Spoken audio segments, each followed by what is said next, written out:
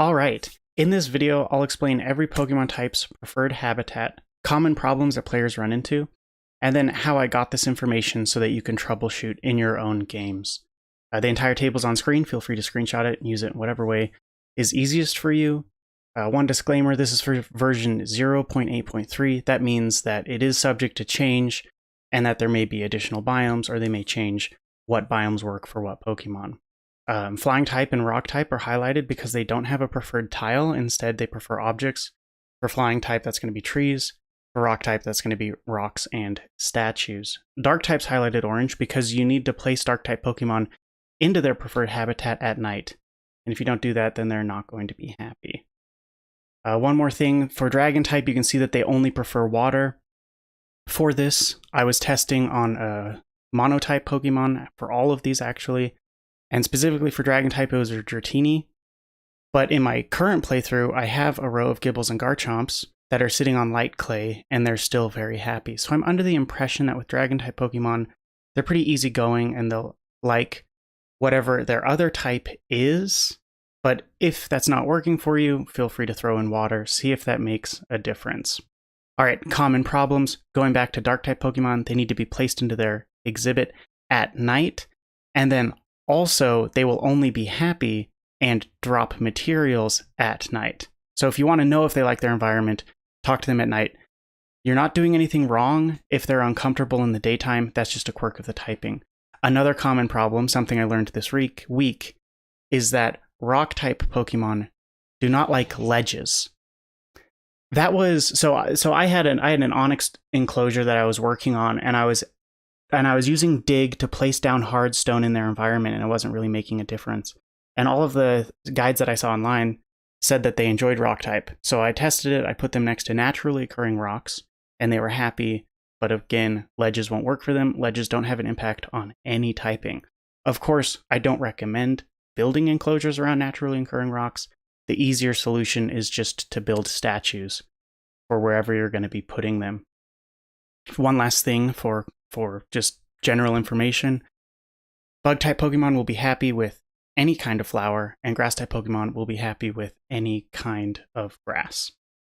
All right, so let me show you how I tested this information so that you can do it for yourself. I opened the game in dev mode.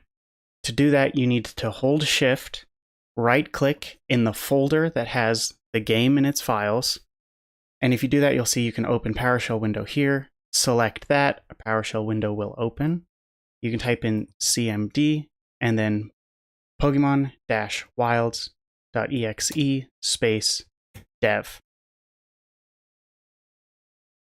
So then the game should open, and you can go to whatever save file that you want to check out. In this case, I copied over one of my other save files and renamed it Sandbox so that I didn't alter that file. And you can see that I have made an island for all of my testing. Now you get a paintbrush feature in dev mode, and so you can increase the size of it with Alt, you can decrease the size of it with Control, and you can cycle through a bunch of different tiles with V and C. So you can see there's a lot of tiles that you otherwise couldn't even build that are now available, even ones that you probably haven't seen in game. So that's what I did just to do some troubleshooting with all of my monotypes. There's no flying monotype, so I couldn't do it with that. Additionally, I just used eggs because anytime I built something, it got covered up when I placed down other biome tiles. So with spacebar, if holding spacebar down, you can walk through anything. And if you run while holding spacebar, you go extra far. Also, just quality of life things. You can zoom in and out in dev mode if you really want to get creative with it.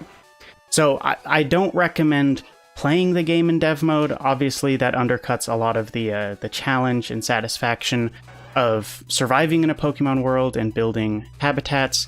But I also understand the frustration of not understanding why certain Pokemon are unhappy. So I think this is a very useful tool to troubleshoot for specific Pokemon that are just not working out the way that you think they would. I hope that you guys found this video a little bit informative. Let me know if there's anything else that you want me to talk about for Pokemon Wilds. Honestly, I'd recommend joining the Discord channel. Whenever I get a question, that's where I go to try and research for it before I respond. But anyways, thanks for watching, guys, and I'll catch you